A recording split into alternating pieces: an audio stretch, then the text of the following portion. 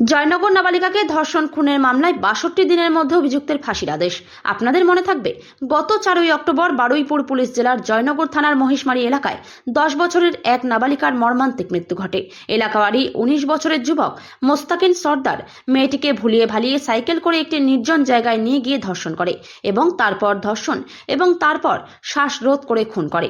ঘটনা তদন্তের সিট গঠিত হয় বারুইপুর পুলিশ জেলার এসপি পলাশ ঢালির নেতৃত্বে।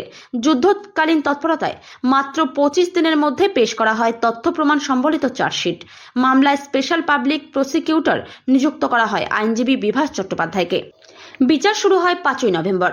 মাত্র ২১ দিনের মধ্যে সম্পন্ন হয় বিচার প্রক্রিয়া। আজ কিছুক্ষণ আগে মামলার রায় দিয়েছেন বারুইপুর জেলা এবং দায়রা আদালতের অধীন পক্সো কোর্টের মাননীয় অ্যাডিশনাল ডিস্ট্রিক্ট জাজ সুব্রত চট্টোপাধ্যায়।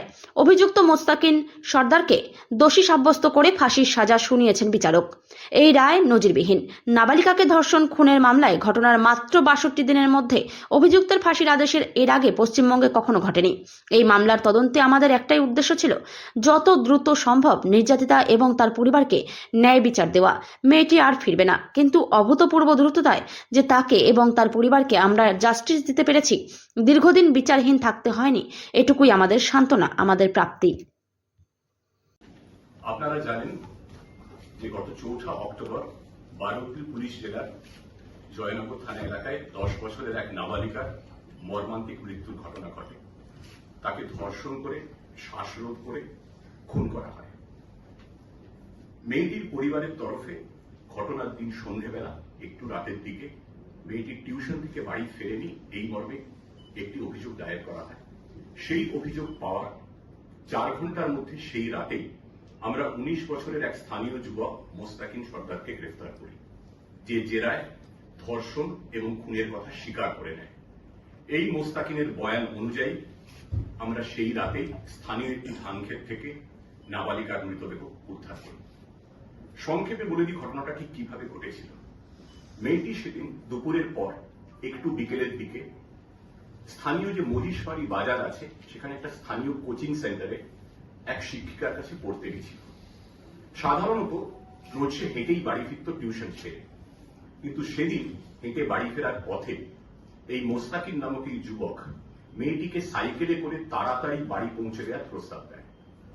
মেয়েটি সরল বিশ্বাসে রাজি হয়ে যায়। এরপর মোস্তাকিন তাকে একটি নির্জন জায়গায় নিয়ে গিয়ে বলপূর্বক ধর্ষণ করে এবং তারপর তার মুখ চেপে গলা টিপে হত্যা করে। তারপর মেয়েটির দেহ একটি ধান খেতে ফেলে রেখে সে পালিয়ে যায়। এই ঘটনার পর পরিবারের মানুষ চেয়েছিলেন যে নাবালিকার দেহের ময়না তদন্ত হোক কেন্দ্রীয় সরকারের অধীনস্থ কোনো হাসপাতালে এবং জুডিশিয়াল ম্যাজিস্ট্রেটের উপস্থিতিতে। পরিবারের সেই দাবিকে সম্পূর্ণ মর্যাদা দিয়ে পুলিশের তরফে শতপ্রণোদিত সুমোটো একটা অ্যাপিল করা হয় মহামান্য উচ্চ আদালত হাইকোর্টের কাছে, যাতে পরিবারের দাবি অনুযায়ী ময়নাতদন্ত হয়। মহামান্য আদালত সেই আবেদন মঞ্জুর করেন এবং তাদের নির্দেশ মতো এইমস কল্যাণীর ফরেন্সিক বিশেষজ্ঞরা নাবালিকার দেহের ময়নাতদন্ত কল্যাণীতে সম্পন্ন করেন।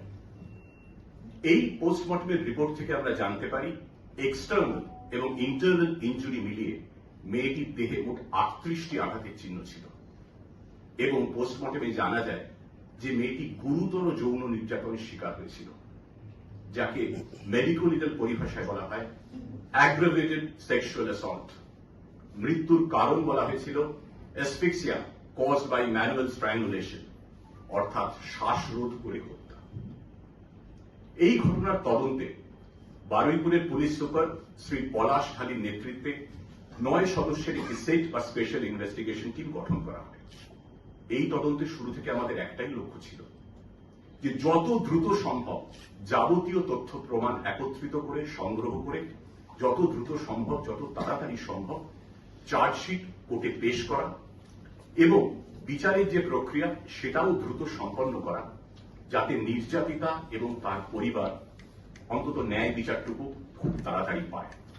সেই লক্ষ্যে ঘটনা ঘটার মাত্র ২৫ দিনের মধ্যে ৩০ অক্টোবর সমস্ত তথ্য প্রমাণ সংগ্রহ করে all kinds of evidences, physical evidence, technical evidence, scientific evidence, সমস্ত তথ্য প্রমাণ সংগ্রহ করে আদালতে পেশ করা হয় এবং বারুইপুরের অ্যাডিশনাল ডিস্ট্রিক্ট জাজ ফার্স্ট কোর্ট মাননীয় শ্রী সুব্রত চট্টোপাধ্যায়ের এজলাসে মামলা শুরু হয়।